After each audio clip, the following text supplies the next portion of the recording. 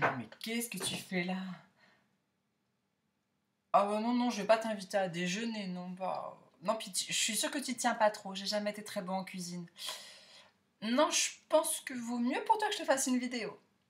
Ouais, ouais, tu risques moins, ça sera moins dangereux pour toi. C'est sympa. Salut toi!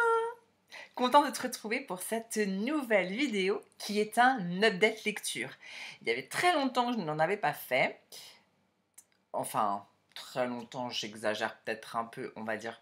La dernière, je crois qu'elle date de mars. Et comme de toute façon, mon rythme de lecture a drastiquement diminué, ce n'est pas essentiel d'en faire un entre-temps. Mais ceci dit, aujourd'hui, j'ai 3 livres à te présenter. 3 livres complètement différents. 3 livres que j'ai aimés et que j'ai hâte de partager avec toi. Ils sont tous issus des éditions Françoisir. C'est le pur hasard. Ce n'est pas une vidéo sponsorisée par Françoisir, mais si tu me suis depuis longtemps, tu sais que je suis membre du club, d'ailleurs depuis 2007 maintenant. Et forcément, j'achète régulièrement des livres chez eux. Et là, ces trois derniers livres sont de chez eux. Donc, on commence sans plus attendre avec Agnès Ledigue, Marie d'en haut. Puis j'ai enchaîné avec Sleeping Beauties de Stephen King et Owen King, qui est son fils. Et enfin, j'ai terminé avec La dernière fille de Riley Sager, qui est une exclusivité. Allez, on rentre dans le vif du sujet. Romancière française reconnue, Agnès Ledigue était sage-femme avant de vivre de l'écriture. Tout a commencé en 2005 pendant la maladie de son fils Nathanaël atteint d'une leucémie. Afin de donner régulièrement des nouvelles de son fils aux personnes qui lui en demandaient, elle tenait un journal hebdomadaire. Un professeur de médecine l'a alors encouragée à écrire car, selon lui, elle avait un véritable don de transmission. À la mort de Nathanaël, elle s'est lancée et n'a pas cessé d'écrire depuis.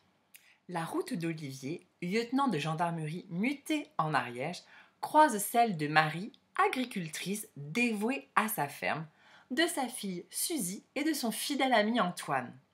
Des destins éprouvés par la vie dont la rencontre peut provoquer des étincelles. À moins que ce ne soit le contraire, et que naissent alors des liens propices à penser des blessures de chacun, à renaître et vivre pleinement. D'Agnès Ledigue, je n'avais rien lu à part ces nouvelles dans les livres très à table des Restos du Cœur, dont j'avais gardé un très bon souvenir. Puis on m'avait dit, peu de temps après avoir acheté le roman, qu'il était très bien. J'étais donc heureux et soulagé en me disant, c'est bon, j'ai fait le bon choix. Dans Marie d'en haut, la romancière fait la part belle aux relations humaines. Elle ne craint pas de mettre en avant une pluve naïve, mais dans le bon sens du terme. Oui, la naïveté, ça a du bon parfois. Ça change de ces cyniques et de ces blasés. Si tu vois ce que je veux dire. Dans l'écriture d'Agnès Ledigue, une simplicité et une ingénuité réconfortantes.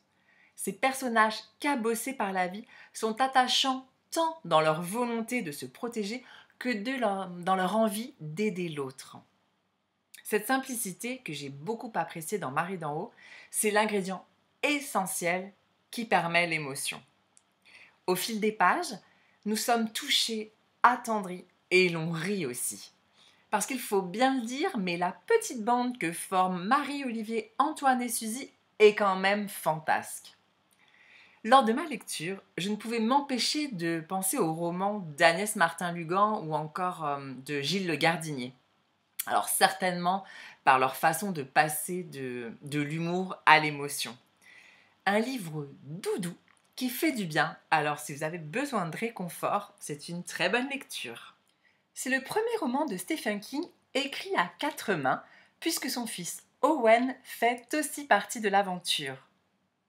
C'est d'ailleurs lui qui a suggéré l'idée à son père, mais ce dernier ne voulant pas voler l'idée de son fils, ils ont alors décidé de le faire ensemble. Mais qu'arrive-t-il aux femmes de Dooling, petite bourgade perdue dans les Appalaches? Dès qu'elles s'endorment, un étrange cocon les enveloppe et il est alors impossible de les réveiller. Et si, une personne est bien assez folle pour s'y risquer, c'est à un être enragé qu'elle a affaire. Lorsque ce phénomène s'étend à toute la planète, les hommes s'inquiètent. Si aucune femme ne s'en réchappait. Pourtant, une seule, Evie Black, semble immunisée contre ce mal incurable. Et si elle était leur seule chance?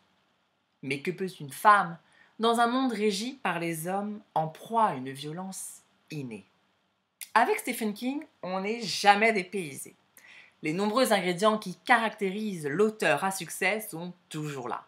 Un huis clos au milieu de nulle part, de nombreux habitants ni tout noirs ni tout blancs, et un mystère qui plane.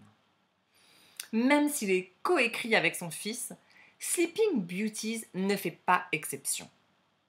Mais c'est aussi pour ça que l'on aime King.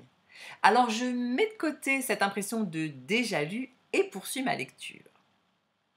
Et c'est encore une fois une intrigue passionnante. Forcément, le lecteur que je suis veut comprendre pourquoi ces femmes s'endorment et se retrouvent prisonnières d'une toile qu'il ne faut surtout pas leur retirer au risque de mourir dans d'atroces souffrances. Ah oui, alors c'est préférable car elles te mordent, t'arrachent des parties du corps et te fracassent jusqu'à ce que l'on ne te reconnaisse plus et que tu meurs. T'as compris? Je pourrais te parler des personnages comme toujours chez le roi du frisson, très construits, avec une vraie histoire et une psychologie bien définie, mais j'aurais l'impression de me répéter. J'en parle systématiquement dans mes sensations de lecture sur King. D'ailleurs, va voir ma vidéo sur Salem, et je vais être bon prince. Je te mets le lien juste en haut pour que tu puisses y aller directement. Il suffit de cliquer. Et allez, soyons fous, je vais même te mettre le lien en barre d'infos. Ouh! Je parlerai donc de l'idée de ce roman qui tombe à point nommé dans notre société où, plus que jamais, l'on parle de la place des femmes, notamment depuis le mouvement MeToo. La réflexion autour de ce qu'apportent les femmes aux hommes et de ce que serait un monde bâti par elles est intéressante et met en perspective leurs différences comme leurs ressemblances. L'aspect sociétal et même sociologique de ce questionnement enrobé dans un roman d'horreur est bien fait, car l'on peut divertir tout en faisant réfléchir. Stephen et Owen King nous le démontrent avec brio. J'ajoute enfin que l'idée de l'inéluctable m'a séduit. En effet, les femmes sont victimes de ce fléau uniquement si elles s'endorment. Mais comment éviter de dormir? Tôt ou tard, la fatigue nous emporte. Ironie du sort, j'ai lu ce livre durant une période où je ne pensais qu'à dormir. J'étais fatiguée, alors je ne comprenais que bien, voire que trop, ce qu'enduraient ces pauvres femmes. Ce combat contre le sommeil m'a rappelé le film Freddy et les griffes de la nuit de Wes Craven, dans lequel des adolescents se font tuer par un monstre dans leur sommeil. Et puisque pour rester éveillé, les femmes dans Sleeping Beauties prennent également de la coke, j'ai aussi pensé au film The Faculty de Robert Rodriguez, un film très sympa qui est sorti quand j'avais 14 ans. Riley Sager est un pseudonyme. Journaliste de formation, il vit dans le New Jersey. Également éditeur et graphiste, Riley Sager est passionné par la lecture, le cinéma et la pâtisserie. Il fait d'ailleurs un clin d'œil à sa passion des gâteaux en faisant de son personnage principal une blogueuse en pâtisserie. Quincy est une dernière fille. Loin d'être un titre honorifique pour elle, cela veut dire qu'elle est la seule survivante d'une tuerie. Un massacre lors d'un week-end où tous ses amis furent assassinés. Sauvée in extremis par Coupe, un flic en patrouille, elle se reconstruit. Il existe deux autres dernières filles, Lisa et Samantha, et lorsque la première se suicide, Quincy et Samantha se retrouvent pour comprendre. Une rencontre qui va tout faire voler en éclats pour révéler la vérité. Ce livre est une exclusivité Françoisir, et sa rencontre fut le fruit du hasard. J'avais le droit avec Françoisir à un livre gratuit parmi les prix club. Et le choix ne m'enchantait pas du tout, pas grand-chose. Et le vendeur est alors venu me voir et me dit « Vous connaissez Scream ?» Eh bien, c'est ce qui se passe après. Alors là, ni une ni deux, il fallait pas plus de mots, il m'avait conquis. Fan invétéré de films d'horreur et notamment de ces teenage movies comme Scream, Souviens-toi l'été dernier ou encore Halloween 20 ans après, je ne pouvais résister. Toutefois, attention, hein, quand on dit c'est ce qui se passe après, ça ne veut pas dire que c'est la suite de Scream, mais que le sujet porte sur la reconstruction après avoir survécu à une boucherie et comment on se remet d'un choc pareil. Comment vivre son statut de dernière fille. C'est en ça que le roman est intéressant. Nous suivons Quincy qui semble s'être remise de son expérience traumatisante. Bon, même si elle carbure au Xanax entre 2 recettes de gâteaux qu'elle poste sur son blog. Nous découvrons son histoire actuelle coupée de flashbacks sur ce qui s'est passé dans ce chalet de Pine Cottage où ses amis ont été poignardés à mort par un psychopathe sorti d'un hôpital psychiatrique. C'est très sympa tout ça. Écrite dans une plume assez simple, l'intrigue bien menée nous invite à nous poser de nombreuses questions sur ces dernières filles qui apprennent à vivre avec les médias friands de leur histoire. Leur surnom de dernière fille est d'ailleurs une invention des médias. Garde-toi bien de penser que puisque la reconstruction de ces filles est au cœur du récit, il n'y a pas d'action ou de scène glaçante. Tu ferais erreur. Les scènes du passé rythment justement bien le récit d'instants d'horreur et puis on sent très vite qu'il y a quelque chose qui cloche. Mais ça, je te laisse le découvrir.